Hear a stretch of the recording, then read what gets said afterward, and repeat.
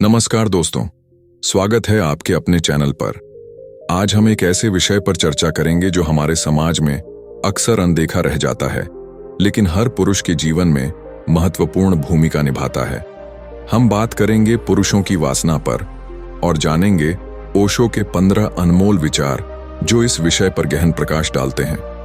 ओशो कहते हैं, वासना और प्रेम में अंतर है। वासना शरीर की भूख है, जबकि प्रेम आत्मा की प्यास।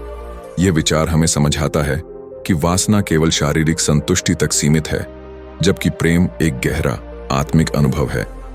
वासना मनुष्य की प्राकृतिक प्रवृत्ति है, इसे दबाने से नहीं, समझने से समाधान मिलता है। ओशो के इस विचार से स्पष्ट होता है कि वासना को समझना और स्वीकारना आवश्यक है, न कि उसे दबाना। ओशो बताते हैं, वासना को प्रेम में रूपांतरित करो, क्योंकि प्रेम ही वासना की उच्चतम अवस्था है। यह विचार हमें प्रेरित करता है कि हम अपनी वासनात्मक ऊर्जा को प्रेम में परिवर्तित करें, जिससे हमारे संबंध और भी गहरे और सार्थक बने। वासना से मुक्ति ध्यान के माध्यम से संभव है। ओशो के अनुसार ध्यान हमें वासना की जंजीरों से मुक्त कर सकता है, जिससे हम एक शांत और संतुलित जीवन जी सकते हैं। समाज वासना को पाप मानता है, लेकिन यह केवल अज्ञानता है। ओशो का यह विचार हमें समाज की धारणाओं पर पुनर्विचार करने के लिए प्रेरित करता है, ताकि हम वासना को सही दृष्टिकोण से समझ सकें। वासना को स्वीकारो, क्योंकि इसे नकारने से यह और बढ़ती है। ओशो के इस विचार से हमें सीख मिलती है कि वासना को स्वीकारना ही उसे संतुलित करने का पहला कदम है।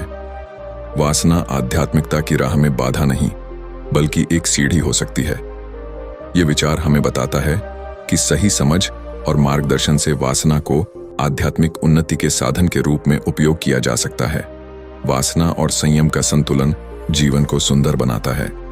ओशो के अनुसार वासना और संयम के बीच संतुलन स्थापित करना आवश्यक है, ताकि हम एक स्वस्थ और खुशहाल जीवन जी सकें। वासना का दमन मानसिक विकृतियों को जन्म देता है। यह विचार हमें चेतावनी देता है कि वासना को दबाने से मानसिक समस्याएं उत्पन्न हो सकती हैं, इसलिए इसे समझना और सही दिशा देना आवश्यक है।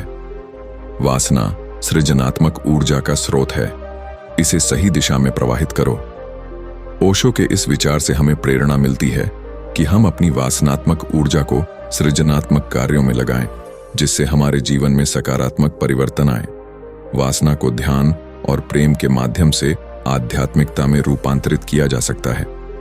यह विचार हमें बताता है कि ध्यान और प्रेम के माध्यम से हम वासना को उच्चतर आध्यात्मिक अनुभव में बदल सकते हैं। वासना से परे जाकर ही सच्ची स्वतंत्रता प्राप्त होती है। ओशो के अनुसार वासना की सीमाओं से ऊपर उठकर ही हम वास्तविक स्वतंत्रता का अनुभव कर सकते हैं। वासना को नकारो मत, इसे सकारात्मक रूप में जियो। यह विचार हमें प्रेरित करता है कि हम वासना को नकारने के बजाय इसे सकारात्मक और सृजनात्मक कार्यों में उपयोग करें। वासना से प्रेम की यात्रा आत्मज्ञान की ओर ले जाती है।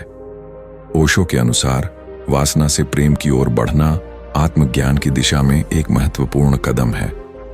वासना का अंतिम सत्य यह है कि यह प्रेम में विलीन हो जाती है।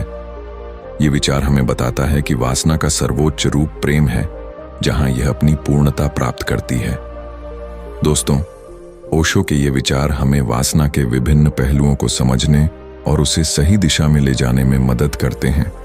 आशा है कि आप इन विचारों से प्रेरित होकर अपने जीवन में सकारात्मक परिवर्तन लाएंगे।